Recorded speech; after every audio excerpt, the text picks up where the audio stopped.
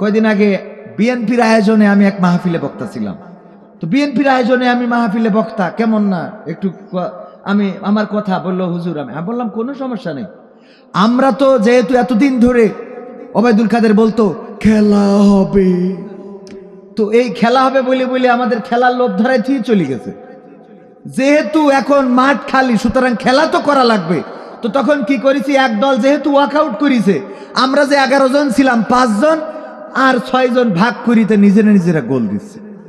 কথা কয় না, যেহেতু মূল প্লেয়ার মাঠ ছেড়িতে, তাহলে এখন কি করেছি, বিএনপিরা ধরেন 6 জন, জামাতরা 5 জন, আমরা নিজেরা গোলবার ঠিক করি তে খেলতেছি। অসুবিধা কোথায়? এটা ভালো না খারাপ? কারণ মাঠে যদি এটা প্রতিযোগিতামূলক খেলা না হয়, সেই খেলা কেউ দেখতে চায়? কথা কয় না, সেই খেলা কেউ দেখে? এই মাহফিলটা যদি আওয়ামী লীগের আমলে হইতো, আপনার কি মনে হয় এই মাঠে লোক জায়গা দিতে পারতেন? কারণ তখন খেলাটা জমতো ভালো। কিন্তু এখন বুঝে গেছে ও তো খেলা শেষ, যাই কি করবো, এই জন্য একটু জমছে কম। ঠিক না বেঠিক? তো এই জন্য 2টা প্রার্থী আমি বললাম, আপনারাও দাঁড়াইছেন, জামাতরাও দাঁড়াইছে, এবার ফাটাফাটি একটা খেলা হোক।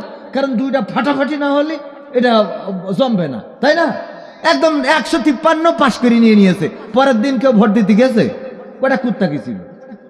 কথা কয় না, ঠিক না বেঠিক? কারণ পাশ তো হয়ে গেছে, ভোট দেবে কিনা? এরপরে কি করলো, রাত্রি তাহাজ্জুদ পড়ি কাম সেরি ফেলিছে। ঠিক না বেঠিক? পরের দিন কি ভোটে লোক গেছে? যাই নাই তো। তো এই জন্য একটা প্রতিযোগিতা থাকতে হবে, ফাটাফাটি প্রতিযোগিতা। ডাইরেক্ট মনে করেন সেই প্রতিযোগিতায় মোটামুটি এবার যারা ক্ষমতায় যাবে সবাই মিলেমিশে একসাথে দেশের উন্নয়নে কাজ করতে হবে। কথা ঠিক আছে? সবাই মিলে দেশকে এগিয়ে নিতে হবে। এটাই দেশপ্রেম, এটাই ভালোবাসা। আমরা এইটা যদি করতে পারি, আল্লাহ আমাদের কল্যাণের পথে পরিচালিত করবে। খিচুড়ি ঠান্ডা হয়ে যাচ্ছে, ওদিকেও খেয়াল রাখতে হবে। 3বারের সফল নারী প্রধানমন্ত্রী এবং বাংলাদেশের প্রথম নারী প্রধানমন্ত্রী, বিশ্বের ইতিহাসে 2য়তম মুসলিম নারী প্রধানমন্ত্রী। তিনি যখন ইন্তেকাল করলেন, তার যে জানাজা হলো, বাংলাদেশে ইতিহাস হয়েছে না হয় নাই?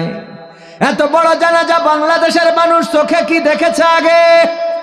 না দেখে নাই। 5টা মানুষের জানাজা বড় হয়েছে বাংলাদেশে। তার মধ্যে 1 নম্বর হযরত মাওলানা শাহ আহমদ শফি রাহিমাহুল্লাহ, তার মৃত্যুর জানাজা হয়েছে বড়। 2 নম্বর আল্লামা দেলোয়ার হুসাইন সাইদি রাহিমাহুল্লাহ, তার জানাজা হয়েছে বড়। 3 নম্বর ওসমান হাদি শহীদ রাহিমাহুল্লাহ, তার জানাজা হয়েছে বড়। 4 নম্বর শহীদ প্রেসিডেন্ট জিয়াউর রহমান রাহিমাহুল্লাহ, তার জানাজা হয়েছে বড়। এবং 5 নম্বর বাংলাদেশের প্রথম নারী প্রধানমন্ত্রী বেগম খালেদা জিয়া, তার জানাজা এত বড়, এত মানুষ। এই মানুষগুলো যদি বেঁচে থাকা কালীন বালুর ট্রাকের সামনে দাঁড়াতো, তাইলে ওই বালুর ট্রাক উঁচু করে 7 আসমানে তুলে থোয়া যেত। ঠিক না বেঠিক? হয়তো 7 আসমানে যেত না, এটা আবার অনেকেই কোট করবে যে 7 আসমানে কি আসলে তোলা যায়? কথার কথা। মাঝে মাঝে মানুষ আবেগে অনেক কিছু বলে না, বলে কি না? আবেগে অনেক কিছু বলে যে মাথায় আকাশ ভেঙে পড়েছে। তো আসলে কি আকাশ ভেঙে পড়েছে কোনোদিন? আকাশও ভাঙে না, মেঘও তো ভেঙে পড়ে না, হয়তো বৃষ্টি পড়ে। তো আকাশ ভেঙে পড়ার অর্থটা হলো যে এমন একটা বিপদ হয়েছে যেটা এরকম একটা বোঝানোর জন্য। তো আমি সেটা বললাম আমার ভাইয়েরা। তো এই মারা যাওয়ার পরে আমরা যত মানুষ তার প্রতি সহানুভূতি, এমনকি আওয়ামী লীগের প্রতিটা পেজ থেকে দেখেছি তার প্রতি সহানুভূতি এবং শোক প্রকাশ করতে অনেক নেতা, অনেক কর্মী শোক প্রকাশ করেছেন। যদি বেঁচে থাকতে সবাই এই সহানুভূতিটা দেখাতো, তাইলে এই মানুষটার গৃহবন্দী থাকা লাগতো না। বলেন ঠিক কিনা? ওরে মরলে মানুষ দাম বাড়ে তার, মরলে মানুষ দাম বাড়ে তার, বাঁচতে অবহেলা। দুনিয়ার এই রং বাজারে এটা কেমন খেলা দয়াল, দুনিয়ার এই রং বাজারে এটা কেমন খেলা, দুনিয়ার রং বাজারে এটা কেমন খেলা দয়াল, দুনিয়ার রং বাজারে এটা কেমন খেলা। বাঁচতে মানুষ কেউ বলে না লোকটা বড় ভালো, মরলে বলে তার মরাতে বড় ক্ষতি হলো, দয়াল বড় ক্ষতি হলো। বাঁচতে মানুষ কেউ বলে না লোকটা বড় ভালো, মরলে বলে তার মরাতে বড় ক্ষতি হলো, দয়াল বড় ক্ষতি দেখতে আসে স্বজন সুজন, ওরে দেখতে আসে স্বজন সুজন, ডোবে যখন বেলা দুনিয়ার এই রং বাজারে এটা কেমন খেলা দয়াল, দুনিয়ার এই রং বাজারে এটা কেমন খেলা, দুনিয়ার এই রং বাজারে এটা কেমন খেলা দয়াল, দুনিয়ার এই রং বাজারে এটা কেমন খেলা। ছেঁড়া কাপড় তাও জটে না পরি কষ্ট করে, ঈদের নামাজ হয় না পড়া নতুন জামা পরে দয়াল, নতুন জামা পরে। ছেঁড়া কাপড় তাও জটে না পরি কষ্ট করে, ঈদের নামাজ হয় না পড়া নতুন জামা পরে দয়াল, নতুন জামা পরে। ওরে নতুন কাপড় জুটবে জানি, ওরে নতুন কাপড় জুটবে জানি, ফুরাইলে বেলা দুনিয়ার রং বাজারে এটা কেমন খেলা দয়াল, দুনিয়ার রং বাজারে এটা কেমন খেলা, দুনিয়ার রং বাজারে এটা কেমন খেলা হায় আল্লাহ, দুনিয়ার রং বাজারে এটা কেমন খেলা। ভাঙা ঘরে দিন কেটে যাই বছর ঘুরে যুগ, এই জীবনে পাইলাম না তো একটু ভবের সুখ দয়াল, একটু ভবের সুখ। ভাঙা ঘরে দিন কেটে যাই বছর ঘুরে যুগ, এই জীবনে পাইলাম না তো একটু ভবের সুখ দয়াল, একটু ভবের সুখ। ওরে মরলে আসে ঘর বানাতে, ওরে মরলে আসে ঘর বানাতে, করে নাই অবহেলা দুনিয়ার রং বাজারে এটা কেমন খেলা দয়াল, দুনিয়ার রং বাজারে এটা কেমন খেলা, দুনিয়ার রং বাজারে এটা কেমন খেলা দয়াল, দুনিয়ার রং বাজারে এটা কেমন খেলা।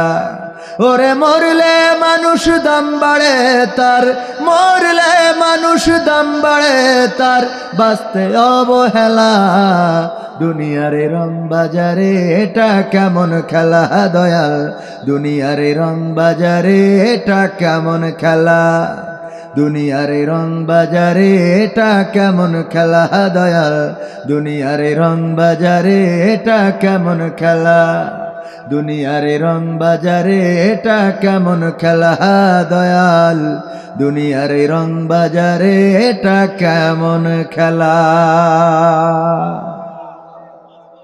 ঠিক বললাম না ঠিক বললাম? মারা যাওয়ার পরে মানুষের কদর বাড়ে না কমে? কান্না করার লোকের অভাব হয় না। যে সবচেয়ে বড় শত্রু সে ওই দিন সহমর্মিতা জানায়, এবং তার প্রমাণ পাইলাম বেগম খালেদা জিয়া রাহিমাহুল্লাহ তার মৃত্যুতে। আরে শেখ হাসিনাও দুঃখ প্রকাশ করেছে, শোক প্রকাশ করেছে। আমি বাংলাদেশে প্রায় মাহফিলে রিপনের কথা বলি, আমার যুবকেরা আজকে জেনে রাখতে পারে এই রিপনের বিয়ের দোয়া কিন্তু আমিই করেছি আলহামদুলিল্লাহ।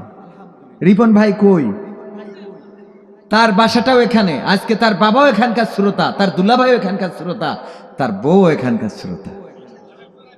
হ্যাঁ, এবং শুধু স্ত্রী শ্রোতা না, স্ত্রীর গর্ভে আল্লাহ রাব্বুল আলামিন নতুন মেহমানের ব্যবস্থা করেছেন আলহামদুলিল্লাহ। এবং এই দোয়া কিন্তু আমার করা। 100 টাকা করে দিত আর হুজুর আমার বিয়ের জন্য দোয়া করে দেন। এই 100 টাকায় দোয়া করে দিছি, পরে বলল হুজুর আমার বিয়ে হয়েছে আলহামদুলিল্লাহ। পরের বছর আসছি, আবার দেখি চিরকুটে লিখেছে হুজুর আমার বিয়ের জন্য দোয়া করে দেন। বললাম কেন, গতবার না হয়েছিল? কয় সেটা চলে গেছে। আমি বললাম অন্তত রাখার দায়িত্ব তো তোমার, আমি দোয়াটা করে দিলাম বিয়ের। এনাম ভাই তো সেই রিপনের বাড়ি কিন্তু এখানে আলহামদুলিল্লাহ। রিপন ভাই, সেই রিপন ভাইয়ের বাড়ি এখানে আলহামদুলিল্লাহ। এখন সংসারে তাদের সুখ শান্তি, এবং আমাকে প্রায়ই ফোন করে, ভাই একটু দোয়া করেন, কবে আসবেন? আমার দেখার জন্য এত পাগল। আমার মনে হয় যে ওর যদি পীর থাকে তাইলে আমি, কারণ বিয়ের মতো একটা কাম ছেড়ে দিছি শীতের সময়, কত ভালো লাগে আলহামদুলিল্লাহ। বলেন হ্যাঁ আলহামদুলিল্লাহ। এটা যাদের বউ না এটা বুঝবে না ভাই। এজন্য যুবকরা বিয়ের প্রয়োজন হইলে আলহামদুলিল্লাহ আমি দোয়া করে দেব। আল্লাহ কবুল করুন, পড়েন আমিন। আল্লাহ রাব্বুল আলামিন সবাইকে কবুল করুন, পড়ছি আমিন। তো এই স্মৃতিময় অঞ্চল, এবং এই অঞ্চলে আরো একটা স্মৃতি আছে না নাই?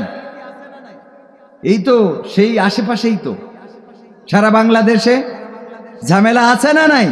প্রায়ই জিজ্ঞাসা করে মানুষ। আমি বলেছি ভাই ওটা ছিল সাময়িক, ওখানেই যেটুকু হয়েছিল ওখানেই শেষ, পরে আমাদের আর কোনো ঝামেলাই নাই। কিন্তু আমাদের কর্মগুলো আসলে বিস্তৃত, এটা থেকে যায়। এই জন্য ভালো কর্ম যে করেন সে প্রশংসিত হন, খারাপ কর্ম যে করেন এটারও একটা জের টেনে নিয়ে যাওয়া লাগে না, লাগে না? মান্না ইন্তেকাল করেছেন, সালমান শাহ ইন্তেকাল করেছেন, আবার অনেকেই আফজাল শরীফ, তারপর আরো কে কে আছেন, রাজ্জাক, শাবানা, অনেকেই ইন্তেকাল করেছেন, পৃথিবী ছেড়ে চলে গিয়েছেন। কিন্তু তাদের কর্মগুলো আছে না নাই? আজও তাদের কর্মগুলো আছে, তাদের প্রেম, তাদের ভালোবাসা, তাদের দেখানো বিভিন্ন নাচ, তাদের দেখানো বিভিন্ন কর্মকাণ্ড, যেটা আমার যুবকদেরকে পথহারা করে, ভুল পথে পরিচালিত করে। ও আমার ভাইয়েরা, ওই কর্মগুলো থেকে যায়। আর ওই কর্মগুলো দেখার পরে যখন ভুল পথে মানুষ পরিচালিত হয়, এই ভুল পথে চলার কারণে গুনাহ হয়, ওই গুনার একটা অংশ তাদের কবরে যায় না, যায় না? তাদের কবরে চলে যায়। আবার আল্লামা দেলোয়ার হুসাইন সাইদি আজকে আছেন না? তিনি নাই, পৃথিবী ছেড়ে বিদায় নিয়েছেন। আল্লামা শাহ আহমেদ শফি সাহেব, তিনি পৃথিবী ছেড়ে বিদায় নিয়েছেন। আপনাদের সাতক্ষীরার আলোচিত বক্তা আমার আব্বার সাথে আলোচনা করতেন, হযরত মাওলানা মাহমুদুল হাসান জিহাদি, নাম শুনেছেন না? দেখেছেন না? দেখেন নাই? এই মাহমুদুল হাসান জিহাদি আজ নাই, কিন্তু তাদের কর্মগুলো আজও আছে। কয়দিন আগে দেখলাম 22 হাজারি সৈয়দ নজরুল ইসলাম যেমন করে বয়ান করেন, উনার ছেলে একইভাবে বয়ান করে। মাইকে কণ্ঠ শুনলে মনে হবে সরাসরি 22 হাজারি কথা বলতেছেন। এমনি ভাবে ভালো কাজ যারা করে তাদের কর্মগুলো চলমান থাকে। এই ভালো কর্মের জন্য তারাও কবরে পেতে থাকে, আর খারাপ কর্মের জন্য কি কবরে গুনাহগুলো পৌঁছায় না? পৌঁছায় না? এই জন্য আমরা ভালো কাজ করব না খারাপ কাজ? সবাই বলেন ভালো কাজ না খারাপ কাজ? আর যেহেতু সময় খারাপ, এখন আপনি কি করেন?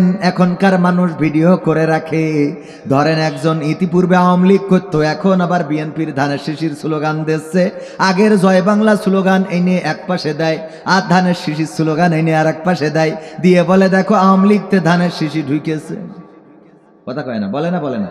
অথচ ঢুকা যাবে না, যাবে না? একজন আগে ধানের শীষ করতো, এখন ধরেন দাড়িপাল্লায় ঢুকেছে, এবার দুইটা একসাথে দেয়, দিয়ে লাগাই দেয়। যেমন ভিপি নূর, ভিপি নূর আগে বলতেছে যে আমার পক্ষে যারা কাজ করে তারা ওরা, এখন আবার বলতেছে এদের হাতে দেশ নিরাপদ না। এরকম না? দুইটা ভিডিও এক জায়গায় চলে আসে, আগের কথা কি এখনকার কথা কি, এরকম দিচ্ছে না? দিচ্ছে না? সব চলে আসতেছে। তো আমাদের এই জন্য সচেতন হওয়া দরকার। আমি বলি মাঝে মাঝে, আমি যখন এখন রাস্তায় চলার পথে হঠাৎ যদি খুব পিসাবও লাগে, তাও চিন্তা করি এমন জায়গায় ফিরতে হবে যে চারিপাশে ফাঁকা, ক্যামেরা ট্যামেরা নাই। কারণ পরে দেখা যাবে যে কোন জায়গায় কোন সিসি ক্যামেরা লাগানো। ওসমান হাদিরে গুলি করেছে রাহিমাহুল্লাহ, তারা গুলি করেছে, দেখেন কোন ক্যামেরায়, ওই জায়গায় তারা এত সচেতনতার সাথে গুলি করেছে, তাও ধরা পড়েছে না? পড়ে নাই? এই জন্য হুজুরদের এখন পিসাব পায়খানাও খুব চিন্তা করি করতে হবে। ঠিক না বে ঠিক? আমি বলেছি যারা ইসলামী আন্দোলনের প্রতীক হাতে নিয়েছেন তারা বুঝে শুনে দাঁড়িয়ে পিসাব করতে পারবেন না। কারণ প্রতীক এক হাতে, আর এক হাতে যদি দাঁড়িয়ে পিসাব করেন, দুইটা ছবি এক পাশে দিয়ে একসাথে দিয়ে বলবে দেখো এই হলো উনাদের কর্মী। ঠিক না বে ঠিক? কথা কি বোঝা গেছে? তার মানে খুবই ভেবে চিনতে, খুবই সাবধানে আপনি কি করছেন, কি বলছেন। আজকে কোন জায়গায় স্লোগান দিচ্ছেন, কালকে আবার আর এক জায়গায় যে যদি স্লোগান দেন, দুইটা স্লোগান এক জায়গায় করে কিন্তু আসলে ঝামেলা আছে না নাই? এজন্য খুব সাবধান। কথা বলতে বলতে আবেগে অনেক কথা বলে ফেলে। যেমন কয়দিন আগে আমাদের একজন ভাই বলে ফেললেন যে বিড়িতে সুখ টান দিয়েও যদি আপনি অমুক মার্কার ভোট চান, আল্লাহ আপনারে ক্ষমা করে দিবেন। এটা বলা যাবে না, এভাবে বলা যাবে না। আপনি বিড়িতে সুখ টানের কথা বলবেন কেন? আল্লাহ চাইলে যে কোনো নেক আমলের কারণে যে কোনো বান্দাকে ক্ষমা করতে পারে। পারে না? পারে না? ভাদাম্মা, সিরাজগঞ্জে টাঙ্গাইলে বাড়ি ভাদাম্মা। এই মানুষটা এত অশ্লীল ভিডিও করেছে, কিন্তু সেই মানুষটা মারা যাওয়ার পরে আমার মনে হয়েছে এই মানুষটাকে আল্লাহ ক্ষমা করে দিবেন, আজ হোক কাল হোক। কেন জানেন? এই ভাদাম্মা সে খারাপ ভিডিও বানিয়ে বেরিয়েছে, কিন্তু একটা ছেলেকে হাফেজ বানিয়েছে। কি বানিয়েছে? হাফেজ বানিয়েছে, কোরআনের হাফেজ। এবং তার ছেলে তার জানাজা পড়াইছে। অনেক আলেমের ছেলে তার বাবার জানাজা পড়ানোর যোগ্যতা রাখে না। অনেক আলেম আছে যার ছেলেকে জানাজা পড়ানোর যোগ্যতা সম্পন্ন করে গড়ে তোলে নাই, মাদ্রাসায় পড়ায় নাই, স্কুল ভার্সিটি, ওরে বাবা লন্ডন আমেরিকায় পড়ায়, নিজের বাবার জানাজা পড়ানোর মতো আলেম তার সন্তান বানাইতে পারে নাই।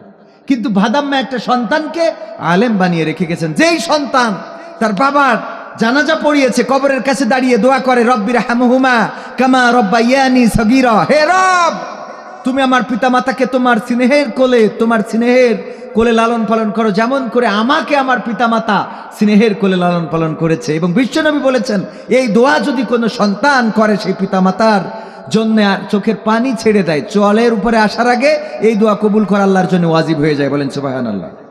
তো আল্লাহর নবীর হাদিস কি মিথ্যা হতে পারে? সুতরাং একজন ভাদাম্মার সন্তান সেও যখন পিতার কবরের কাছে দাঁড়িয়ে দোয়া করে, রব্বির হামহুমা কামা রব্বায়ানি সগীরা, ওগো রব তুমি আমার পিতামাতার তোমার স্নেহের কোলে লালন পালন করো, যেমন করে আমার পিতামাতা আমাকে স্নেহের কোলে ছোটবেলায় লালন পালন করেছে। আল্লাহর নবী বলেছেন, এই দোয়া যদি কোনো সন্তান করে, ওই সন্তানের দোয়ার বদৌলতে ওই পিতামাতার কবর জান্নাত করে দেন। কি আল্লাহ রাব্বুল আলামিন ক্ষমা করে জান্নাত করে দেন। এই জন্য আল্লাহ চাইলে যে কাউকে যে কোনো কারণে ক্ষমা করতে পারে, যে কোনো নেক আমলের কারণে ক্ষমা করে দিতে পারে। কিন্তু আপনি বিড়ি টানের সাথে তুলনা করতে পারবেন? বিড়ির সাথে তুলনা করা যাবে? এটা হলো এমন, আমাদের অনেকে এমন এমন কথা বলতে যায় ভালো, কিন্তু হয়ে যায় খারাপ। ওই যে একবার বলছিলাম, এক ডাক্তারের কাছে গিয়েছে, যে বলতেছে, ডাক্তার আপনার কাছে রুগী হয় কেমন? বলছে, আসছেন কোথা থেকে? বলল, কলারোয়া থেকে, সাতক্ষীরা সদরের ডাক্তার। আসছি কলারোয়া থেকে। বলল, কলারোয়া থেকে আসার পথে ডানে বামে নতুন কবর দেখেছেন কয়টা? বলছে, অনেকগুলোই তো দেখলাম নতুন কবর। বলছে, সব আমার হাতের রুগী, সব আমার হাতের রুগী। ডানে বামে অনেকগুলো কবর তো দেখলাম। তো বলছে, সব আমার হাতের রুগী। মানে ডাক্তার বুঝতে চাইছে যে মরা যদি এতগুলো হয় তাহলে জ্যান্ত আরো কত। কিন্তু ওর ওই মরা দিয়ে বুঝানোর কোনো দরকার ছিল? কথা কয় না। আর একজন বলে ফেললেন যে ইব্রাহিম আলাইহিসসালাম যে কুরবানি করে যে ত্যাগ করেছেন, তার থেকে অনেক বড় কুরবানি। আল্লাহ আমাদের হেফাজত করুন, বলেন আমিন। এর জন্য ক্ষমা চেয়েছেন। আল্লাহ ক্ষমা করতে পারেন না? আল্লাহ ক্ষমা করেন, কিন্তু যেটা বের হয়ে যায় ওইটা নিয়ে অপপ্রচার আছে না নাই? এই জন্য কথা বলার সময় অবশ্যই আমরা সচেতন থাকবো। আল্লাহ আমাদের তৌফিক দান করুন, বলেন আমিন। আমার মুফতি আমির হামজা ভাইকে নিয়ে এত আলোচনা, এখন মুফতি আমির হামজা ভাই এতটাই অ্যাডাল্ট হয়েছে, এখন বুঝে শুনে কথা বলেন। আমার একজনের কথা মনে পড়ে গেল, আমাদের স্যার বলছিলেন যে একজনের একটা মেয়ে ছিল, তো উনি ঘুষ খাইতেন, খুব কায়দা করে ঘুষ খাইতেন, ঘুষ এত নিতেন। তো মেয়ে কোনো এক কারণে রোগে মারা গেছে, যাওয়ার পরে ওই কাজ উদ্ধার করার জন্য ঘুষ নিয়ে দিয়েছে। তো মেয়ে তো মারা গেছে, বলতেছে, এখন মনে করি না যে আমি রফিক আগের মতো আছি, অনেক পরিবর্তন হয়ে গেছি বাবা। কারণ মেয়ে মারা গেছে, এখন পরিবর্তন হয়ে গেছে। তো কিছু ক্ষতি না হইলে পরিবর্তনও আসে না, ঠিক না বেঠিক? তো দুই একটা ভুল আমাদের একজন দুইজন ভুল করছে, বাকি 300 জনকে সংশোধন করিতেছে। বলেন আলহামদুলিল্লাহ। কথা কয় না? আলহামদুলিল্লাহ বলতে কষ্ট হচ্ছে? বলেন আলহামদুলিল্লাহ। সব দলেরই দেখা হলো কেমন করে চালায় দেশ, আগামীতে সাইজে দেখতে দাড়ি টুপির বাংলাদেশ। আওয়াজ কি আর একটু জোরে হবে না সাতক্ষীরায়? এই পাশের ভাইরা বলেন ঠিক না বেঠিক? সবাই মিলে একসাথে বললে তো আরো জোর হওয়ার কথা। বলবো সব দলেরই দেখা হলো কেমন করে চালায় দেশ, আগামীতে সাইজে দেখতে দাড়ি টুপির বাংলাদেশ, আগামীতে সাইজে দেখতে আল কোরআনের বাংলাদেশ। এমন নেতা সাইজে দেশে দুঃখ সবার বোঝে, গরিব দুঃখীর বাড়ি দুঃখ কষ্ট খোঁজে রে, দুঃখ কষ্ট খোঁজে। এমন নেতা চাই যে দেশে দুঃখ সবার বোঝে। গরিব দুঃখীর বাড়ি বাড়ি দুঃখ কষ্ট খোঁজে রে, দুঃখ কষ্ট খোঁজে। সব অধিকার ফিরিয়ে দিয়ে, সব অধিকার ফিরিয়ে দিয়ে আনবে দেশে খুশির লেশ। আগামীতে চাই যে দেখতে দাড়ি টুপির বাংলাদেশ। আগামীতে চাই যে দেখতে আল কোরআনের বাংলাদেশ। ভ্রান্ত মতে বাতিল পথে শান্তি খোঁজে যারা, রবের ভাষায় চোখ থাকিতে অন্ধ বধির তারা রে, অন্ধ বধির তারা। ভ্রান্ত মতে বাতিল পথে শান্তি খোঁজে যারা, রবের ভাষায় চোখ থাকিতে অন্ধ বধির তারা রে, অন্ধ বধির তারা। ভুলের পথে থাকলে অটল, ভুলের পথে থাকলে অটল, এহ পরকাল হবে শেষ। আগামীতে চাই যে দেখতে দাড়ি টুপির বাংলাদেশ। আগামীতে চাই যে দেখতে আল কোরআনের বাংলাদেশ। দুর্নীতি আর চাঁদাবাজি ভাই চলবে না এই দেশে, রুখে দিতে হবে তাদের আসলে ফ্যাসিস্ট বেশে রে, আসলে ফ্যাসিস্ট বেশে। দুর্নীতি আর চাঁদাবাজি ভাই চলবে না এই দেশে, রুখে দিতে হবে তাদের আসলে ফ্যাসিস্ট বেশে রে, আসলে ফ্যাসিস্ট বেশে। চললে আইন আল কোরআনের, চললে আইন আল কোরআনের, তবেই দেশটা চলবে বেশ। আগামীতে চাই যে দেখতে দাড়ি টুপির বাংলাদেশ। আগামীতে চাই যে দেখতে আল কোরআনের বাংলাদেশ। সব দলেরই দেখা হলো, সব দলেরই দেখা হলো কেমন করে চালায় দেশ। আগামীতে চাই যে দেখতে দাড়ি টুপির বাংলাদেশ। আগামীতে চাই যে দেখতে আল কোরআনের বাংলাদেশ। চান আপনারা? চান? কারা কারা চান? দুটি হাত দেখতে চায়। লিল্লাহি তাকবীর। আল কোরআনের আলো, আল হাদিসের আলো, আমার নেতা তোমার নেতা, নারায়ে তাকবীর। ওভার কনফিডেন্স মানুষকে ক্ষতি করে। আমার প্রতিষ্ঠানে এবার ফাইনাল পরীক্ষায় দেখলাম সবচেয়ে ভালো করবে যে ছাত্রটা, অঙ্কে ভুল করে বসে আছে, উত্তরে ভুল করেছে, অঙ্ক করেছে ভালো, 1000-এর জায়গায় 2000 বসাই রেখে আসছে। মানে এটারে কি বলে? Over confidence. এই ওভার কনফিডেন্স মানুষকে ক্ষতি করে। শেখ হাসিনা কখনো ভাবে নাই যে 41 সাল, সেখানে 31 সাল পর্যন্ত থাকা যাবে না। তাদের একটা কনফিডেন্স ছিল, সেই কনফিডেন্সের ওভার কনফিডেন্স ছিল, ঠিক না বেঠিক? এই জন্যেই প্রায়ই আমার কাদের কাকা বলতো পালাবো না, ঠিক না বেঠিক? খেলা হবে, বলতে না বলতো না। কিন্তু মানুষটা এখন অসুস্থ, আল্লাহ তার সুস্থতা দান করুন, পড়ছি আমিন। কারণ এই মানুষের বেঁচে থাকার দরকার আছে না নাই? 41 সাল পর্যন্ত অন্তত ক্ষমতায় না থাকলেও দুনিয়ায় তো থাকা উচিত। আল্লাহ কবুল করুন, বলেন আমিন। তো এই যে ওভার কনফিডেন্স, সাতক্ষীরার জন্য আমার মনে হচ্ছে যে এরকম ওভার কনফিডেন্স হয়ে যাচ্ছে কিনা। কারণ এরকম মাহফিলে সাতক্ষীরারা স্লোগান দিয়ে আগুন করে ফেলার কথা, সেখানে সাতক্ষীরায়, অথচ যেই সব জায়গায় আমরা মনে করি ইসলাম বিরোধী খুব বেশি, সেই সব জায়গার এখন রিভিউটা ভালো, পারফরমেন্সটা ভালো। আপনারা মনে করেন ওই যে রাজার পুকুরে দুধ ঢালার মতো। আমি আশা করব যে সাতক্ষীরারা অবশ্যই পরিবর্তন হইতে হবে, কারণ মাঝে মাঝে এটা কষ্ট দেয় আমাদেরকে, পীড়া দেয় আমাদেরকে।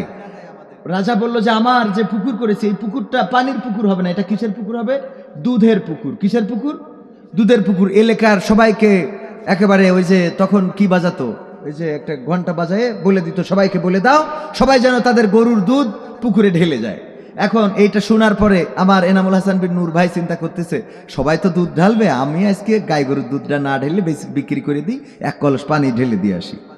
আমাদের হুজুর মনে করতেছে আমিও অসুবিধে নেই, আমিও 1 কলস পানি ঢালি, সবাই তো দুধ ঢালবে। আমার ভাইজান মনে করতেছে সবাই দুধ ঢালবে, আমি ওই যুবকরা সবাই গ্রামের সবাই মনে করেছে সবাই তো দুধ ঢালবে, আমি একটু পানি ঢালি। মাঝখানে কি হয়েছে? সবাই পানি দিয়েছে, হয়ে গেছে কিসের পুকুর? তো সাতক্ষীরা যেন পানির পুকুর না হয়ে যায়। আল্লাহ কবুল করুন, পড়েন আমিন। ও আমার ভাইরা, আমি সূরা ফাজরের 27, 28, 29 এবং 30 চারটি আয়াত তেলাওয়াত করেছি।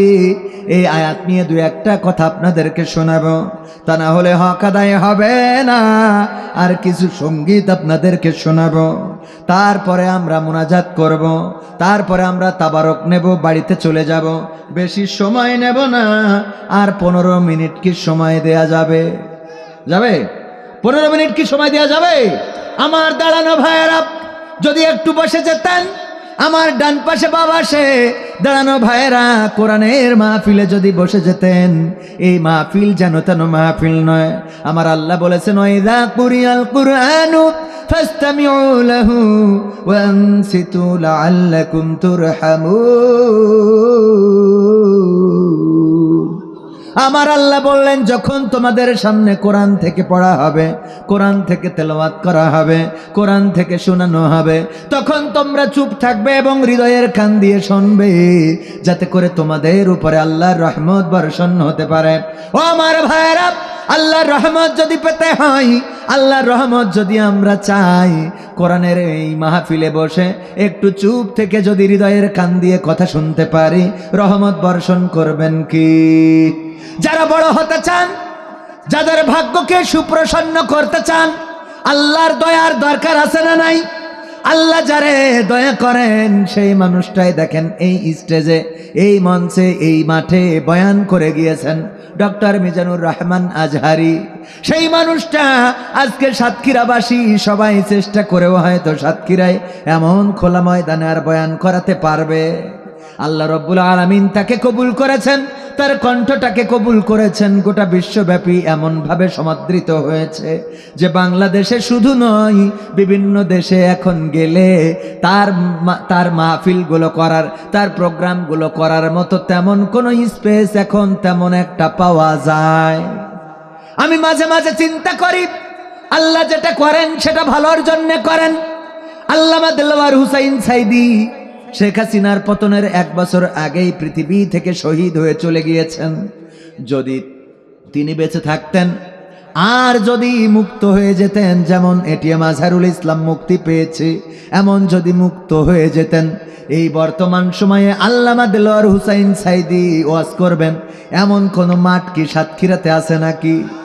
সাতক্ষীরাতে নাই, যশোরে নাই, খুলনায় নাই, ঢাকাতে নাই, বাংলাদেশে এমন কোন ময়দান নাই যে উনি জেলখানা থেকে বের হইলে সেই ময়দানে মানুষের জায়গা ধরতো। এই জন্য আল্লাহ রব্বুল আলামিন হয়তো চান নাই, বড় স্বপ্ন ছিল আল্লামা সাইদি আবার কোরআনের ময়দানে ফিরে আসবেন, আবার কোরআনের খেদমতে কথা বলবেন, কোরআনের মাজলিসে কথা বলবেন। কিন্তু আল্লাহর পরিকল্পনাটা, আল্লাহর সিদ্ধান্তটাই আল্লাহ বাস্তবায়ন করেন। আল্লাহ রব্বুল আলামিন চেয়েছেন আর দুনিয়ার জমিনে নাই। আল্লাহ রব্বুল আলামিন চাইলে জান্নাতে আমাদের তার কণ্ঠের বয়ান শোনাতে পারে না। কোরআন যে মানুষের ইজ্জত বাড়িয়ে দেয়, কোরআন যে মানুষের সম্মান বাড়িয়ে দেয়, তার প্রমাণ বেশি দূর যাওয়ার দরকার নাই। বাংলাদেশে 2 জন নেত্রীর প্রমাণ যদি আপনাদের সামনে তুলে ধরি, একজনের নাম জননেত্রী শেখ হাসিনা, আর একজনের নাম দেশনেত্রী খালেদা জিয়া। 2 জনের সাথে দেশ আর জন জড়িত আছে না নাই? আপসীন নেত্রী বলা হয়, আবার ওইটাকে অন্যান্য বিভিন্ন বিশেষণ দেওয়া হয়।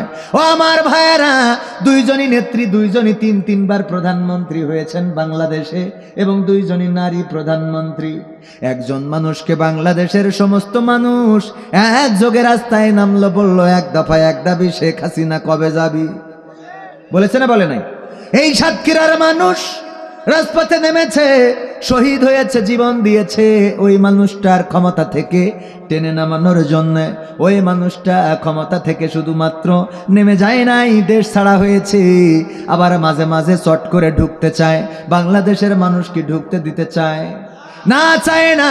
আবার আর একজন নেত্রী, দেশনেত্রী আপসীন নেত্রী বেগম খালেদা জিয়া, তিনিও এই দেশে 3 বার প্রধানমন্ত্রী ছিলেন। এই মানুষটা যখন অসুস্থ হলেন, গোটা বাংলাদেশের মানুষ দোয়া করেছে আল্লাহ যেন সুস্থ করে আবার ফিরিয়ে আনেন। যখন মারা গিয়েছে, গোটা বাংলাদেশের মানুষ যে তার জানাজায় শরীক হয়েছে। শুধু তাই নয়, এই জানাজার কফিনটা ধরেছে আল্লামা মিজানুর রহমান আজহারি, আল্লামা মামুনুল হক, আল্লামা শায়েখ আহমদুল্লাহ হাফিজাহুল্লাহ সহ বাংলাদেশের ইসলামী আন্দোলনের বলা যায় প্রথম সারির নেতা যারা, সবাই এই জানাজায় সম্পৃক্ততা হয়েছে না হয় নাই? সবাই এই জানাজায় শরীক হয়েছে। কারণটা কি? কারণ হলো একজন আলেমদেরকে সম্মান করে মন্ত্রী বানিয়েছিলেন, আর একজন সেই আলেমদেরকে ধরে ফাঁসির কাস্টে ঝুলিয়েছিলেন। বলেন ঠিক কিনা? একজন আলেমদেরকে ইজ্জত দিলেন, আলেমদেরকে সংসদের নেতা বানালেন, সংসদে কথা বলার সুযোগ দিলেন, জনগণের মাঝে কাজ করার সুযোগ দিলেন। আল্লাহ রাব্বুল আলামিন তার ইজ্জতটা বাড়িয়ে দিলেন। তুইজ্জু মান তাশা ওয়া তুযিল্লু মান তাশা। আল্লাহ রাব্বুল আলামিন যাকে চান তাকে ইজ্জত দান করেন, আর যাকে চান তাকে কথা কয় না, যাকে চান তাকে বেইজ্জতি করেন। ইজ্জত দান করার মালিক কে? আল্লাহ রাব্বুল আলামিন ইজ্জত দান করার মালিক। সুতরাং কোরআনের সাথে যদি সম্পর্ক রাখতে পারেন, বেগম খালেদা জিয়া এবং শেখ হাসিনার দুইজনের আদর্শের দিকে তাকালেই তো বোঝা যায় যে কি অবস্থা হয়ে দাঁড়ালো। ও আমার ভাইয়েরা, এই জন্য কোরআনের পক্ষে, ইসলামের পক্ষে যারাই কাজ করবে তাদের সম্মান দুনিয়া এবং আখিরাতে বাড়িয়ে দিবেন কি? রহমত নাজিল করবেন কে? যারা এই সাতক্ষীরাতে কথা বলতে পারে নাই, সাতক্ষীরাতে যারা বুক ফুলিয়ে চলতে পারে নাই, সাতক্ষীরাতে যারা বাড়িতে ঘুমাতে পারে নাই, সাতক্ষীরাতে এমন নির্যাতন করা হয়েছে, বুলডোজার দিয়ে বাড়িগুলো ভেঙে দেওয়া হয়েছে। বলেন ঠিক কিনা? বুলডোজার চালানো হয়েছে। একই ভাই, একই মায়ের পেটের সহোদর ভাইকে পর্যন্ত শহীদ করা হয়েছে না হয় নাই? কথা কেন? হয়েছে না হয় নাই? শহীদ করা হয়েছে, বিদায় নিয়েছে। কত শহীদের রক্ত এই জমিনে লেগে রয়েছে। মানুষেরা শহীদ হলো, জীবন দিল, রক্ত দিল, বিনিময়ে এই সাতক্ষীরার মাটি স্বাধীন হয়েছে। এখন বুক ফুলিয়ে বেড়ানো যায় না, যায় না, কথা বলা যায় না, যায় না। এই ইজ্জত দান করেছেন কে? কোরআনের পক্ষে যদি থাকেন, বাঁচলে শহীদ আর মরলে গাজী। সুতরাং কোনোটাতে পরাজয় নাই, কোনোটাতে আপনার হেরে যাওয়ার ভয় নাই। আল্লাহর জন্য যে নিবেদিত প্রাণ হয়ে যায়, যে বলে ইন্না সলাতি ওয়া নুসুকি ওয়া মাহইয়ায়া ওয়া মামাতি লিল্লাহি রাব্বিল আলামিন, যে বলেন আমার নামাজ, আমার কুরবানি, আমার জীবন, আমার মরণ সব কিছু আল্লাহর জন্য। কুরবানি, জীবন, মরণ, নামাজ, রোজা, হজ, যাকাত যে আল্লাহর জন্য সমর্পণ করে দেয়, তার দুনিয়ায় আর হারানোর কোনো ভয় কি থাকে? হারানোর কোনো ভয় থাকে? তার হারানোর কোনো ভয় নাই, তার কোনো দুশ্চিন্তা নাই, সে ক্ষতিগ্রস্ত হবে না। দুনিয়ার পরে ইজ্জত দিবেন আল্লাহ, আর পরকালের ময়দানেও সম্মান বাড়িয়ে দিবেন কি? আল্লাহ রাব্বুল আলামিন সম্মান দিবেন। ও আমার ভাইরা, এই জন্য কোরআনের এই মাহফিলকে হেলা ফেলা নয়। কোরআনের এই মাহফিলে যারা এসেছেন, আল্লাহ না করুন যদি আজকে কোনো কিছু হয়ে যায়, এই রাতের মধ্যে যদি কোনো মানুষ পৃথিবী ছেড়ে বিদায় নেয়, আর যদি মালাইকা এসে বলে আল্লাহ রাব্বুল আলামিন বলেছেন, তেমন কিছুর দরকার নাই। শুধুমাত্র জানতে চাই যে গতকালকের মাহফিলে সম্পৃক্ততা তোমার ছিল, ওই মাহফিলে গিয়েছিলে না যাও নাই? যদি ওই মাহফিলে যেয়ে থাকো তাইলে ক্ষমা করে দিলাম, আর যদি না যেয়ে থাকো তাইলে কিন্তু বিপদে পড়ে যাবা। শুধুমাত্র কোরআনের এই মাহফিলটা যদি আল্লাহ নাজাতের ওসিলা হিসাবে ধরে নেয়, বলেন দেখি এই এলাকার মানুষের অবস্থা কি হবে? ঠিক না বে ঠিক? যদি ধরে নেয় যে সব বাদ দিলাম, এরকম হয় না যে তোমার সব বাদ, খালি শুধু শেষ রাতের ঘটনাটা বলো, যে তোমাদের ওখানে উত্তর কাটিয়া যে মাহফিল হয়েছিল, ওই মাহফিলে কি তুমি ছিলে? তখন অনেকেই বলবে আমি ছিলাম। এটা না থেকেও বলবে, বিশ্বাস হয় আপনাদের?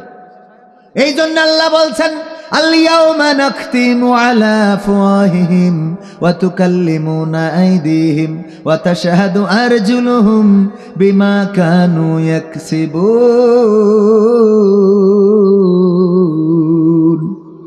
আমার আল্লাহ বলছেন ওই দিন আমি মানুষের মুখে আঠা লাগিয়ে দেব, মানুষের জবানটা বন্ধ করে দেব, মানুষের হাতের জবান খুলে দেব, মানুষের পায়ের জবান খুলে দেব, হাত পা আমার সাথে কথা বলবে, পা তার কৃতকর্মের সাক্ষ্য দিয়ে দেবে রে। ও আমার ভাইয়েরা, কারণটা কি? কারণ হলো ওই দিন কবির বিন সামাদকে যখন জিজ্ঞাসা করবে, কবির তুমি দুনিয়ায় কেমন ছিলে? আমি বলবো আমি ভালো লোক ছিলাম। আমি ভালো লোক ছিলাম। আল্লাহ বলবে তুমি কতটুকু ভালো লোক ছিলে এইটা দেখা যাক। মিথ্যা বলবো, আমি কি বলবো? মিথ্যা বলবো। মিথ্যা না বললে আমার মুখে আঠা লাগাইতে হবে কেন? কথা কয় না। ধরে নেন যে যেই দোকানে একটা সিসি ক্যামেরা লাগানো, এই সিসি ক্যামেরার যেখানে লাগানো একজন নতুন কর্মচারী গিয়েছে, ও তো সিসি ক্যামেরা সম্বন্ধে বোঝে না, তো ড্রয়ের থেকে 500, 1000 অথবা 10,000, 5,000 টাকা নিয়ে পকেটে ঢুকাইছে। হ্যাঁ, এরকম হয় না? হয় না?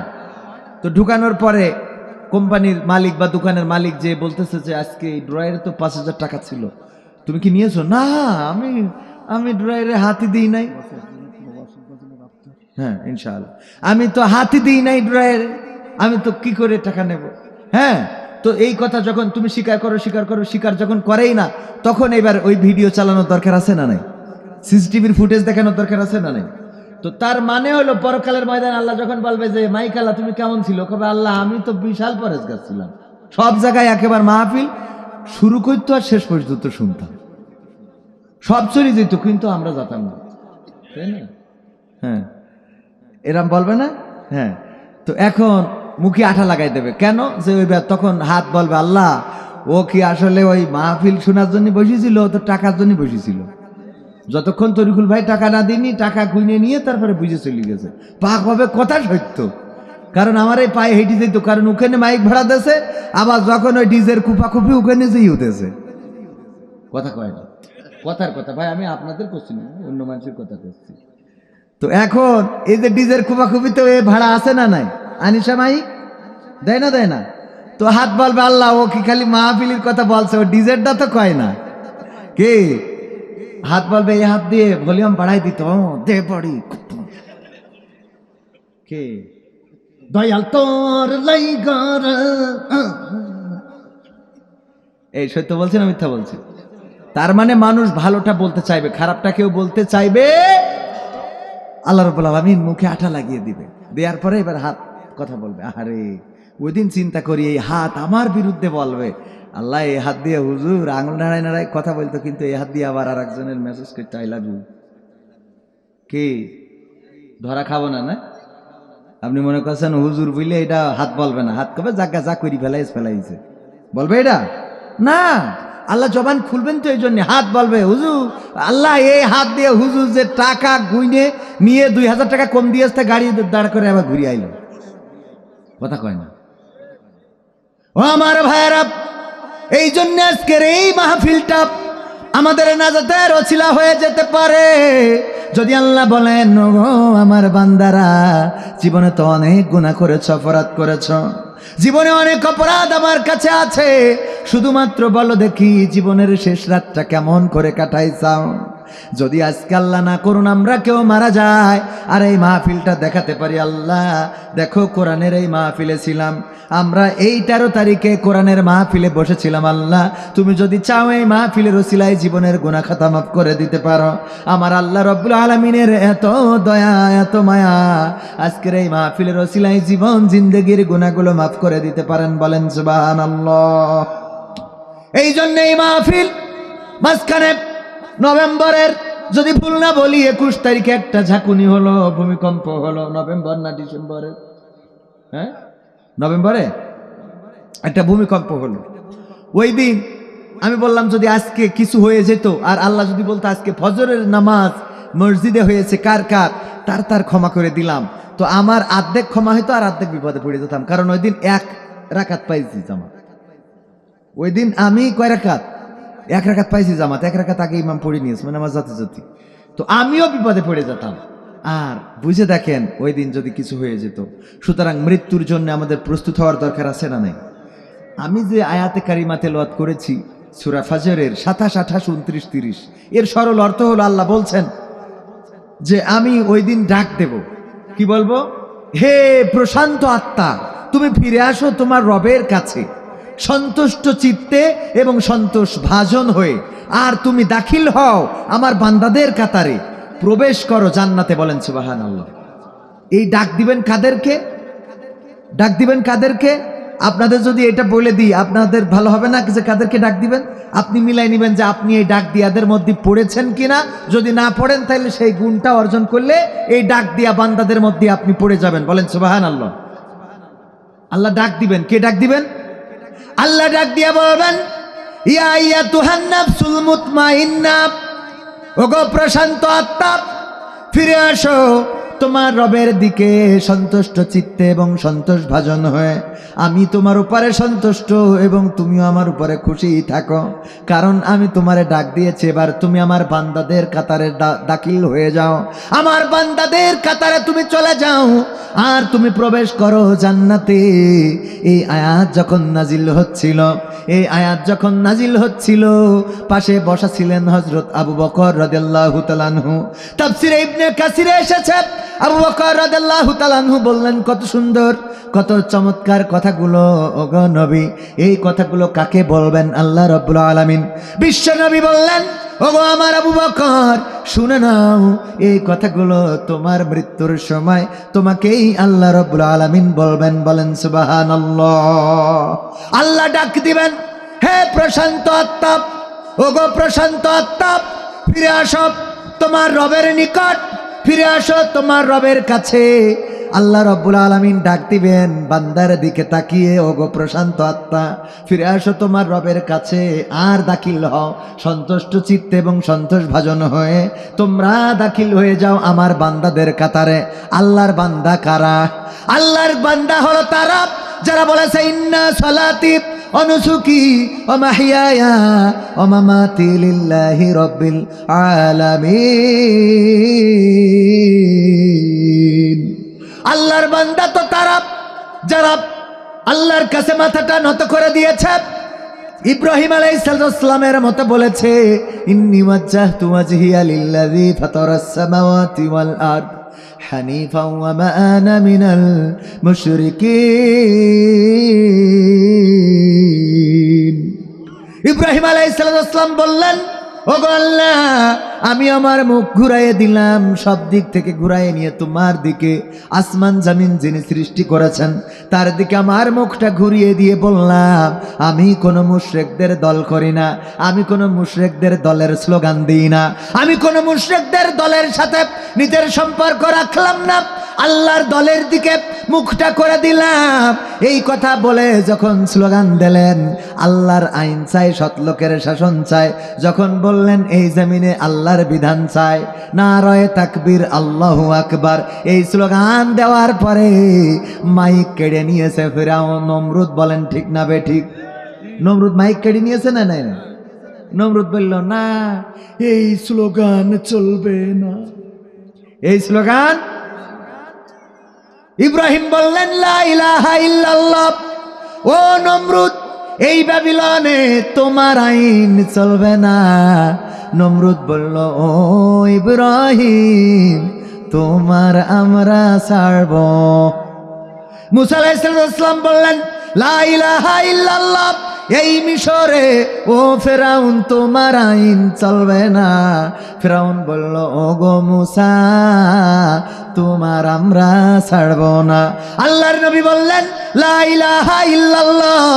এই মক্কা মদিনায় ও আবু জাহেল, তোমার আইন চলবে না। আবু জাহেল বলল, ও মুহাম্মদ, আমরাও তোমার ছাড়ব, আমরাও তোমার ছাড়ব না।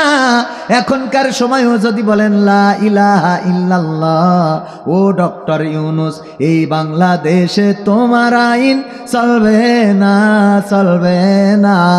আমার ইউনুস বলবে, ও কবির বিন সামাদ, তোমারও আমরা ছাড়ব, বাষ্ট করে দেব। ঠিক না বে ঠিক? বলবে না, বলবে না?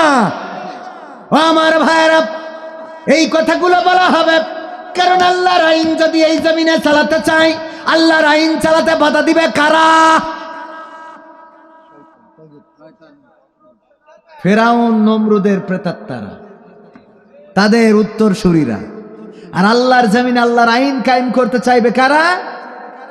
হযরত আদম আলাইহিস সালাম থেকে শুরু করে নবী মুহাম্মদ এবং তার পরবর্তী অনেক উলামায়ে কেরাম, বিশ্ব নবীর খলিফা সহ এই জমিনে আল্লাহর দ্বীন বাস্তবায়নের জন্য সর্বশেষ আমাদের ওসমান হাদি রাহিমাহুল্লাহ তিনিও জীবন দিয়ে প্রমাণ করেছেন যে এই জমিনে ইনসাফ ছাড়া শান্তি প্রতিষ্ঠা হবে, এবং তাদেরকে থামিয়ে দিতে চায় কারা? কথা কয় না। থামিয়ে দিতে চায় কারা? বাতিলেরা দিতে চায়, ফেরাউনের বংশধরেরা দিতে চায়, নমরুদের বংশধরেরা দিতে চায়। কিন্তু এই থামানো যাবে না, কারণ আমরা কোন মানুষের গোলামি করি। আমরা গোলামি করি কার? চিল্লায় বলেন কার? আল্লাহর গোলামি যারা করে তারাই আল্লাহর গোলাম, তারাই আল্লাহর বান্দা। তারা কি? আল্লাহর গোলামি যারা করে তারাই আল্লাহর বান্দা।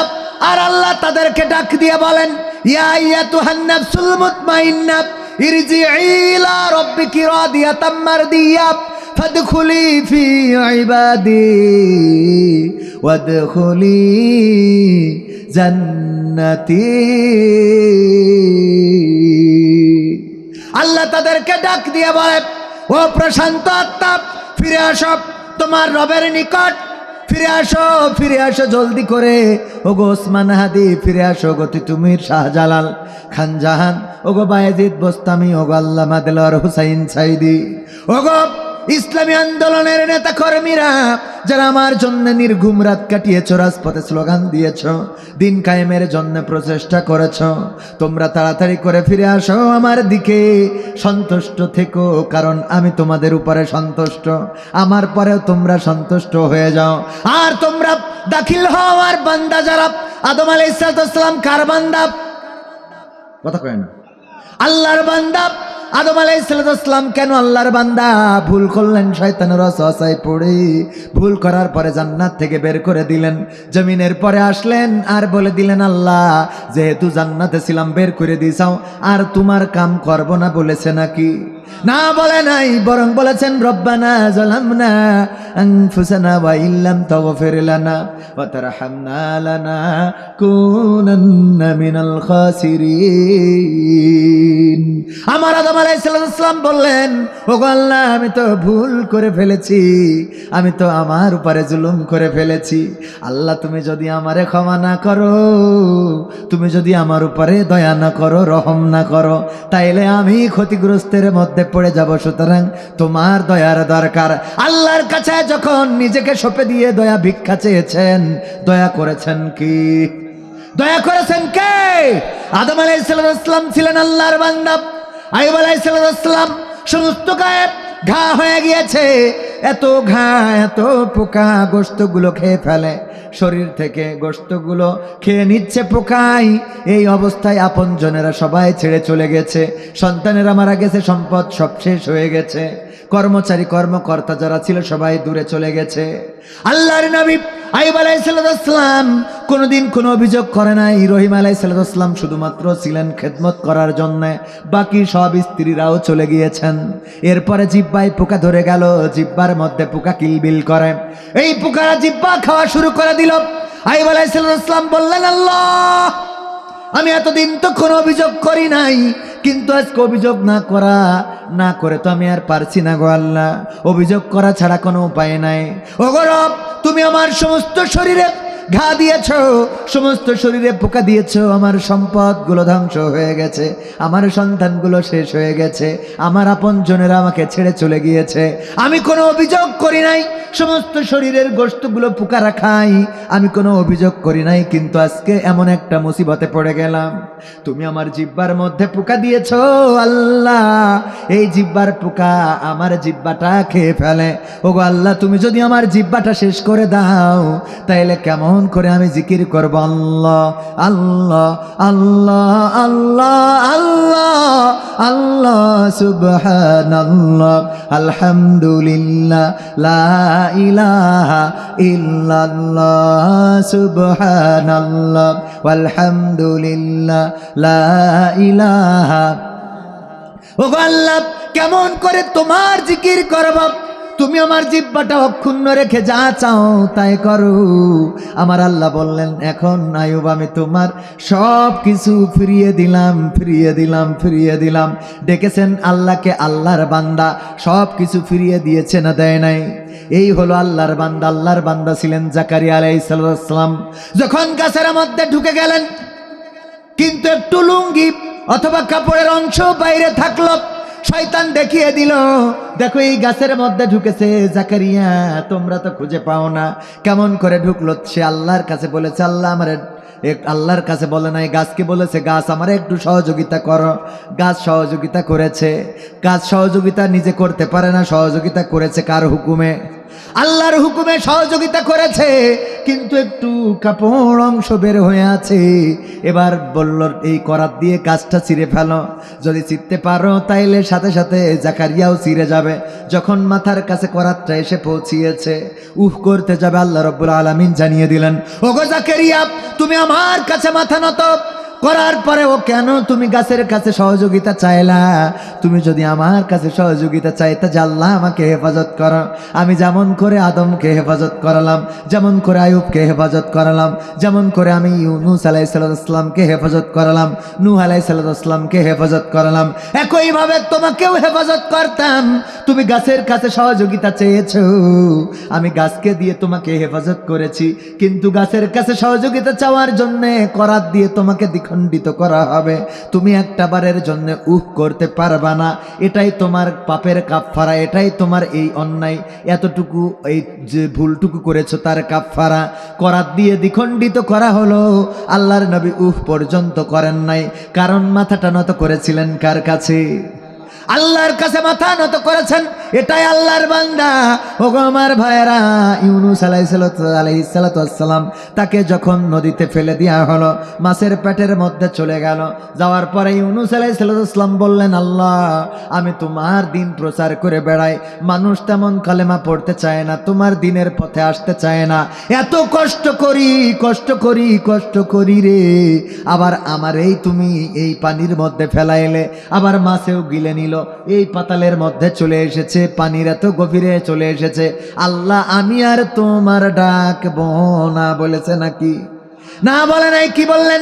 লা ইলাহা ইল্লা আনতা সুবহানাকা ইন্নী কুনতু মিনাজ জালিমিন।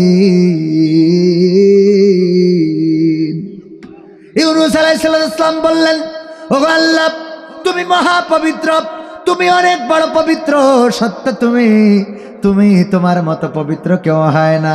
তুমি আমার উপরে দয়া করো, আমাকে ক্ষমা করো, আমাকে রহম করো। আল্লাহ রাব্বুল আলামিন ইউনূস আলাইহিস সালামের ডাকে সাড়া দিলেন এবং ওই মাছের পেটের মধ্যে যন্ত্রণা বাড়িয়ে দিলেন। আর মাছ ওই ইউনূস আলাইহিস সালামকে আবার নিরাপদ স্থানে রেখে গিয়েছে, না যায় নাই? এটাই হলো আল্লাহর বান্দা। এমনি ভাবে কয়টা বলবো? হযরত ইব্রাহিম আলাইহিস সালাম যখন আগুনের মধ্যে ফেলা হবে, একেবারে রশিটা কাটলেই পড়ে যাবে, এমন মুহূর্তে ফেরেশতারা আসলো, এসে বলল, গো ইব্রাহিম, আমরা তোমার সহযোগিতা করতে চাই। কেন সহযোগিতা করবা? কারণ তোমাকে আগুনে ফেলে দেওয়া হচ্ছে, এই আগুনের মধ্যে তুমি পড়বা আর পুড়ে যাবা। এটা আমরা ফেরেশতারা মানতে পারি না, এই জন্য এসেছি। আল্লাহর নবী বললেন, তোমাদের কি আল্লাহ পাঠাইছে না তোমরা নিজেরা এসেছো? বলল, আল্লাহর কাছ থেকে অনুমতি প্রার্থনা করেছিলাম, বলেছিলাম, ওগো আল্লাহ, তোমার বন্ধু খলিল, তোমার খলিল ইব্রাহিম সে আগুনে পুড়ে যাবে, এটা কেমন করে হয়? যদি আমাদের অনুমতি দাও তাহলে যে সহযোগিতা করতে চায়। আল্লাহ অনুমতি দিয়েছেন, তবে এটাও বলে দিয়েছেন যে যতক্ষণ পর্যন্ত আপনি সহযোগিতা না চাইবেন ততক্ষণ পর্যন্ত করা যাবে না। আল্লাহর নবী ইব্রাহিম বললেন, তাইলে যাও, ফিরে যাও, কারণ তোমরা আমার যে কষ্টের কথা চিন্তা করে এসেছো, আমার কষ্টের খবর তোমাদের থেকে আমার আল্লাহ আরো ভালো জানেন। সুবহানাল্লাহ বলবেন না? তোমাদের থেকে আমার আল্লাহ আরো ভালো জানেন। সুতরাং এটাই ছিল কি আল্লাহর বান্দা। আমি তো 15 মিনিট চাইলাম, আরো 15 মিনিট পার হয়ে গেছে, সময় তো চলে যায়। হ্যাঁ, শেষের দিকে একেবারে। হ্যাঁ, সঙ্গীত তো শুনাইতে হবে। আমার তো সঙ্গীত শুনবেন না ইনশাআল্লাহ? প্রবাসীদের সঙ্গীত শুনতে চেয়েছে তো। নফসে মুতমাইন্নার কথা বলছিলাম। আল্লাহর বান্দা কারা? আল্লাহর বান্দা হলো এই জাতীয়। আল্লামা দেলাওয়ার হুসাইন সাইদি 13টা বছর কারাগারে, জীবনের শেষ দিন বের করা হলো। এই দিন খুব মলিন মুখ ছিল না হাসি মুখ ছিল? কেন হাসি মুখ ছিল? 13 বছর কারাগারে থাকলে কারো কি হাসি মুখ থাকার কথা? 13 মাস হয় নাই কারাগারে, তাদের চেহারার দিকে তাকানোর কায়দা নাই। যখন বের করে কেউ কান্দে, কেউ হাসে, কেউ পাগলামো করে। ঠিক না বেঠিক? করে না? দেখেছেন না দেখেন নাই? কারণ তারা জেলখানায় থাকে, তারা জানে যে এই দুনিয়ার যে শাস্তিটা হচ্ছে এর বিনিময়ে কিছুই পাবো না। কিন্তু যারা কোরআনের খাদেম তারা জেলখানায় গেলেও জানে যে এটার জন্য বেনিফিট দিবেন কে? বেনিফিট দিবেন কে? আল্লাহ রাব্বুল আলামিন বেনিফিট দিবেন। সুতরাং কষ্টের পরে সুখ আছে না নাই? এই জন্য তারা জীবনের শেষ দিনেও হাসে। বলেন সুবহানাল্লাহ। আল্লামা সাঈদী হেসেছিলেন। এরা হলো আল্লাহর বান্দা। ওসমান হাদি বলেছে কোন বিপ্লবীর মৃত্যু ঘরের মধ্যে হতে পারে না। বলেছে না বলে নাই?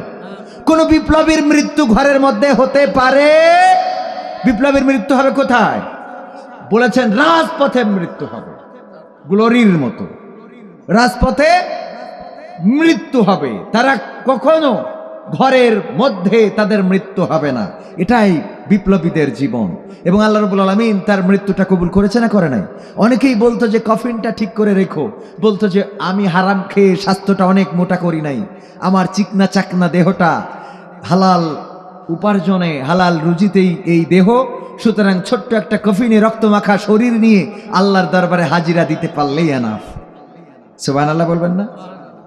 এই যে সাহস, এই যে বলার শক্তি, আপনাদের খেচুড়ি চলে এসেছে, সুতরাং রাত করা ঠিক হবে না। প্রবাসীদের সঙ্গীতটা শোনায় শোনায় আজকের মতো, কালকে আবার এখানে অনুষ্ঠান আছে, প্রবাসীদের সঙ্গীতটা শোনাই না, যেহেতু অনুরোধ রয়েছে। আমার বাংলাদেশের প্রবাসীদের গল্প বলি শোনো, এ গল্প তো কল্পনা নয়, তোমরা কি তা জানো?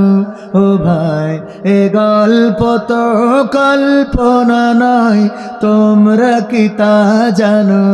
আমার সাতক্ষীরার ওই প্রবাসীদের গল্প বলি শোনো। পল্লী গায়ের দুরন্ত ছেলে বাপে ডাকে খোকা,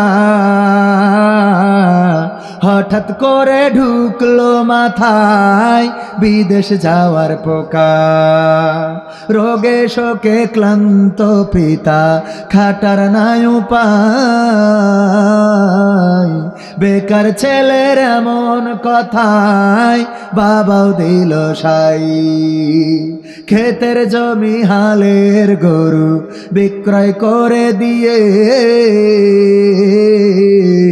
বাকি টাকা করলো পূরণ মায়ের গহনা নিয়ে। অনেক আশা বুকে বেঁধে ছাড়লো যখন বাড়ি,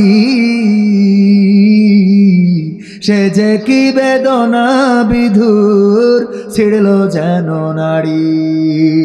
মায়ে কান্দে, ভাইয়ে কান্দে, কান্দে আপন জন, চোখের জলে বুক ভেসে যায়, শক্ত করে মন। এমন মানুষ কোন সে জানা, এমন মানুষ কোন সে জানা, তোমরা কি তা জানো? আমার বাংলাদেশের প্রবাসীদের গল্প বলি শোনো, আমার মালয়েশিয়ার প্রবাসীদের গল্প বলি শোনো। বিমানেতে বসে খোকা জানালারি পাশে, নীল আকাশে তাকিয়ে দেখে মায়ের ছবি ভাসি। আঁচল দিয়ে চোখ মুছে মা প্রভুকে যে বলে, আল্লাহ তুমি ভালো রেখো আমার কোলের ছেলে। খোকা যে ছিল মা জননীর কলিজারি বোটা, ভাবতে সব চোখ ভিজে জল পড়লো ফোঁটা ফোঁটা। এমন মানুষ কোন সে জানা, এমন মানুষ কোন সে জানা, তোমরা কি তা জানো? আমার বাংলাদেশের প্রবাসীদের গল্প বলি শোনো, আমার সাতক্ষীরার ওই প্রবাসীদের গল্প বলি শোনো। নদ নদী আর সাগর নগর দিয়ে খোকা পাড়ি পোষালো যে অতি সাধের বিদেশের বাড়ি। অনেক কষ্টে মিলল খোকার এমন একটা কাজ, হাড় ভাঙা খাটুনি তাতে সকাল দুপুর সাজ। রোগে শোকে কাজ করে যায়, করে নাই অবহেলা। আকাশ সমান স্বপ্ন দেখে কাটিয়ে দেয় বেলা। মা জননীর সাথে যখন খোকা কথা কয়, বলে বাবা কেমন আছো জানতে ইচ্ছা হয়। মাগো আমি ভালো আছি, মাগো আমি ভালো আছি, দুঃখ নেই তো কোনো। আমার বাংলাদেশের প্রবাসীদের গল্প বলে শোনো, আমার সাতক্ষীরার ওই প্রবাসীদের গল্প বলে শোনো। হঠাৎ করে বাবা বলে টাকার যে দরকার, তোর মায়েরই বড় অসুখ দেখাবো ডাক্তার। চিন্তায় আমার বাড়ছে আবার তোর বোনেরই নিয়ে, দিনে দিনে হচ্ছে বড় দিতে হবে বিয়ে। তোর ভাইয়েরই লেখা পড়ার খরচ বেড়ে গেছে, দরকার এখন অনেক টাকার, তোর কাছে কি আছে? পাইনি বেতন এখনো খোকা, পকেটটা যে ফাঁকা। তবুও বলে ভেব না বাবা, দেব আমি টাকা। এমন মানুষ কোন সে জানা, এমন মানুষ কোন সে জানা, তোমরা কি তা জানো? আমার সাতক্ষীরার ওই প্রবাসীদের গল্প বলি শোনো, আমার মালয়েশিয়ার প্রবাসীদের গল্প বলি শোনো। দিন মাস গুনে খোকা এখন পৌঁছালো বছরে, করতে হয় কাজ এখন যে তার 10 তলার উপরে। হঠাৎ করে কি হতে কি যেন হয়ে গেল, 10 তলারই উপর থেকে খোকা পড়ে গেল। আকাশ সমান স্বপ্নগুলো আকাশে গেল উড়ে, দেহ থেকে প্রাণ পাখিটাও গেল যে ভাই ছিড়ি। বন্ধুরা যে সে দেখে রক্তে তরতর, নিথর দেহ পড়ে আছে জমিনের উপর। এমন মানুষ কোন সে জানা, এমন মানুষ কোন সে জানা, তোমরা কি তা জানো? আমার বাংলাদেশের প্রবাসীদের গল্প বলি শোনো, আমার সাতক্ষীরার ওই প্রবাসীদের গল্প বলি শোনো। পাঠাতে হবে লাশটা দেশে, আপন তো কেউ নাই, বন্ধুরা সব মিলে মিশে করলো এ কাজটাই। শুনে খবর মা জননীর সে কি আহাজারি, তার কান্দনে আকাশ বাতাস হচ্ছে যে ভাই ভারী। অবশেষে খোকার কফিন পৌঁছালো যে বাড়ি, ভাই বোনের গায়ের স্বজনের সে কি আহাজারি। মা জননী কেঁদে বলে ওরে আমার ছেলে, বিদেশ থেকে কোন দেশে তুই গেলি আবার চলি। মাগো আমি সুখানিতে, মাগো আমি সুখ কিনিতে জীবন দিছি জানো, আমার সাতক্ষীরার ওই প্রবাসীদের গল্প বলি শোনো। আর একটু জোরে। সম্মানিত ভাইয়েরা, তো নতুন কিছু সঙ্গীত ছিল, বেগম জিয়াকে নিয়েও আমার একটা সঙ্গীত রয়েছে, ওটা আগামীকালকে শোনাবো ইনশাল্লাহ, যদি আসতে পারি, যদি সুযোগ পাই, যদি কালকে সুযোগ পাই ইনশাআল্লাহ। কাল আমার প্রোগ্রাম হলো সাতক্ষীরা শ্যামনগর। কোন নগর?